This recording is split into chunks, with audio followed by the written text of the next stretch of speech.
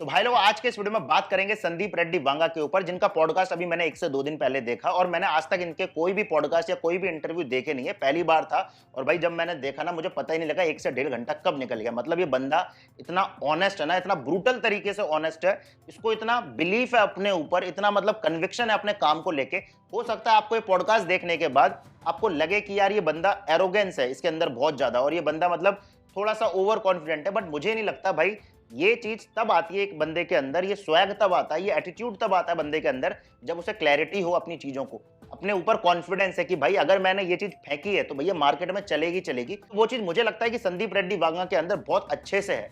उन्हें अपने काम की समझ है, अपने क्राफ्ट की समझ है, तो भाई वो स्वैग तो भाई उस बंदे में रहेगा ही रहेगा। उसे घंटा फर्क नहीं पड़ता उसके आसपास के लोग क्या कहते हैं। मतलब मजेदार भाई, मजेदार है भाई, इस बंदे को सुनना मजा तो आता। तो इस पॉडकास्ट में मेनली थोड़ी कंट्रोवर्सीज के बारे में बात होती है, और मेनली जो बात हुई वो कबीर सिंह की सक्सेस और एनिमल की सक्सेस के बारे में बात हुई, थोड़ा इन मूवीज के डिटेलिंग के बारे में बात हुई।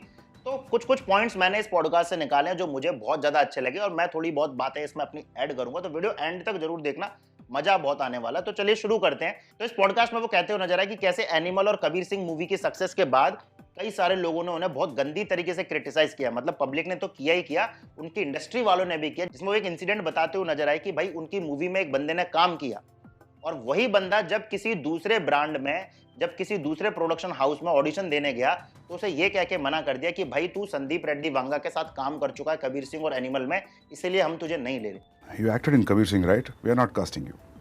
कि now Sandeep is working with Ranbir Kapoor.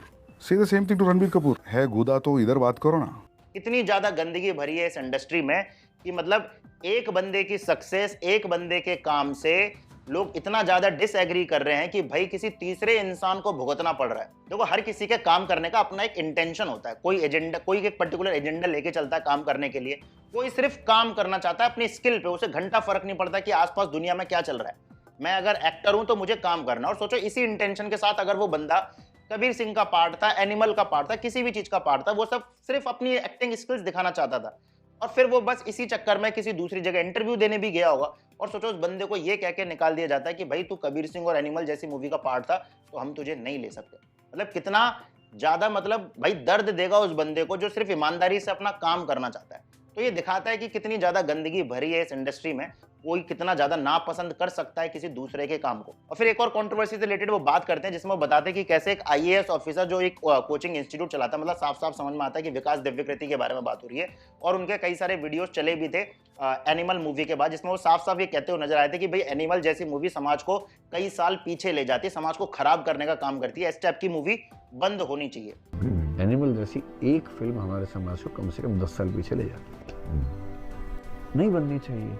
आपने पैसा कमा लिया, आपने दिखा दिया कि आपका हीरो एनिमल की तरह बर्ताव करता है, कुछ तो सोशल वैल्यू भी होगी, या सिर्फ फाइनेंशियल वैल्यू के लिए काम होता है।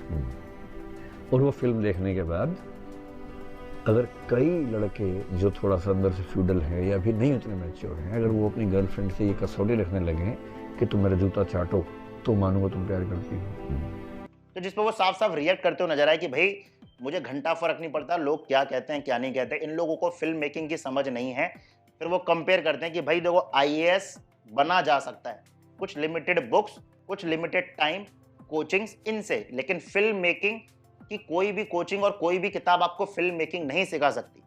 तो मुझे इन लोगों को सीरियस लेने की जरूरत नहीं है जो मुझे बता रहे हैं मैं क्या कर रहा हूँ। मैं लोगों को एंटरटेन करने का काम करता हूँ, तो मैं वो बहुत अच्छे से कर रहा हूँ।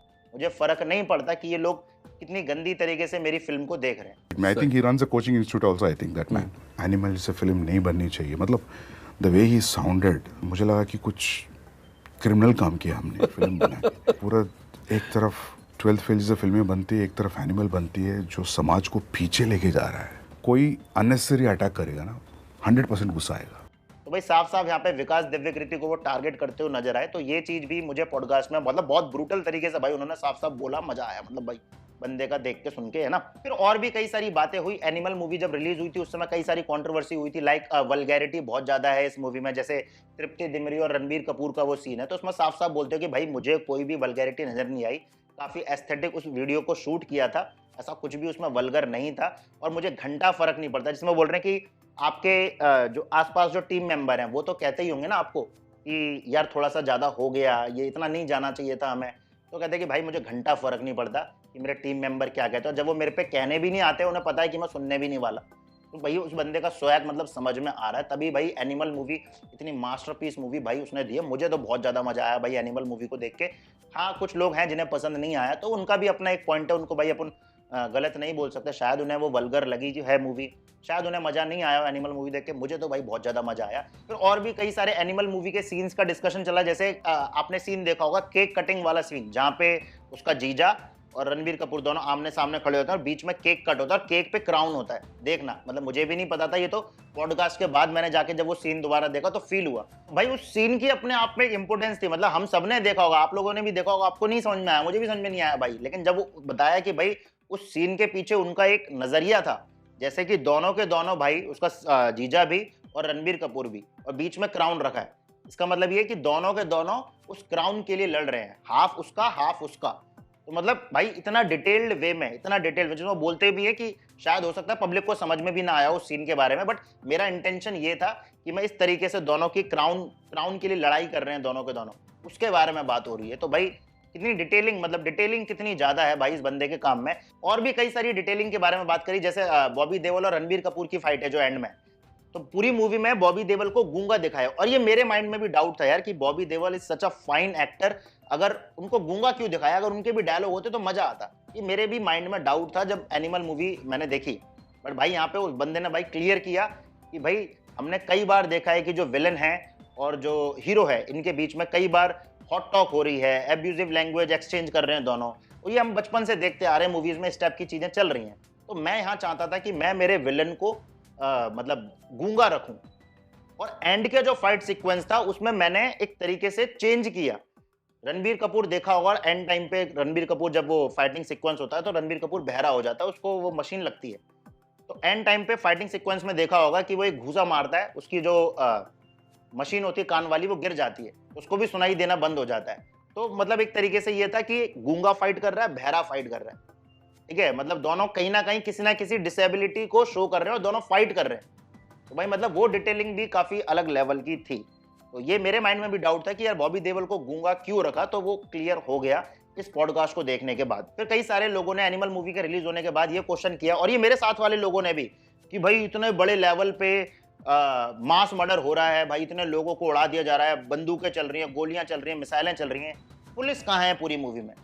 तो भाई वहां भी उस चीज को भी क्लैरिटी देते हो कि भाई पुलिस होगी, हो सकती है, सेकंड पार्ट में मैं पुलिस रखने वाला हूं, बट भाई ये एक उनका खुद का एरिया है ना, ये एक उनका खुद का जोन है, जहां मैं चाहता था कि कोई भी इन्वॉल्व नहीं हो, बस आपस में लड़ाई दिखाना चाहता था।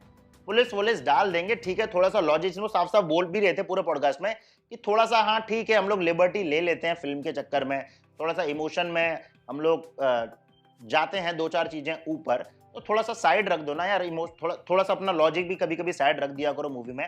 और वो मतलब इस टाइप से वो क्लैरिटी भाई उस चीज को लेके दे रहे हैं कि ठीक है यार, ये सब चीजें मुझे भी समझ में आती हैं, बट मैं चाहता था कि ये उनका जोन है जहां पे मैं सिर्फ उनको दिखाना चाहता था। पुलिस आती रहेगी बाद में, और फिर सेकंड वो बोल रहे हैं कि सेकंड पार्ट में पुलिस आ भी जाएगी करके।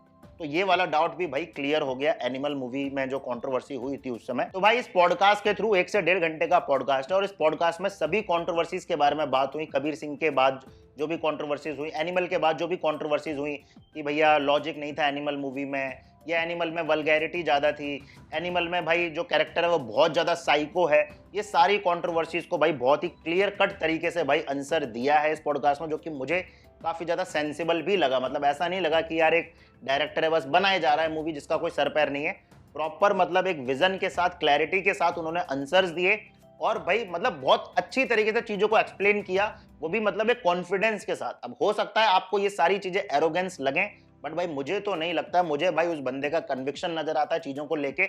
और अभी उनकी नेक्स्ट मूवी आने वाली है स्पिरिट, जिसमें वो प्रभास के साथ काम करने वाले हैं।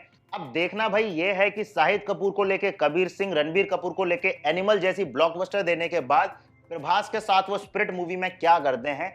शायद हो सकता है भाई जिस लेवल का भाई कन्विक्शन है इस बंदे को, और भाई फिर इसमें क्वेश्चन भी पूछा था स्पिरिट मूवी को लेके, भाई एकदम डंके की चोट पे भाई ये बंदा कहता है कि देखो मूवी क्या कलेक्शन करेगी मुझे नहीं पता, लेकिन इस बात की गारंटी जरूर है कि मूवी इंटरटेनिंग बहुत तगड़ी होगी, मूवी इंगेजिंग बहुत तगड़ी होगी। अब देखते हैं ये क्या होता है। बाकी आपने अगर ये पॉडकास्ट देखा है, आपको Sandeep Reddy Vanga as a director कैसे लगते हैं, एज अ पर्सनल लेवल पे वो इंसान कैसे लगते हैं? मुझे तो भाई ठीक लगा, बढ़िया लगा, मतलब मजा आया भाई, उस बंदे को सुनने का मन करता है। बाकी आपका इनके बारे में क्या कहना है, कमेंट करके मुझे बताइए। चैनल से जुड़े रहिए, हम ऐसी वीडियोस आप तक लाते रहेंगे।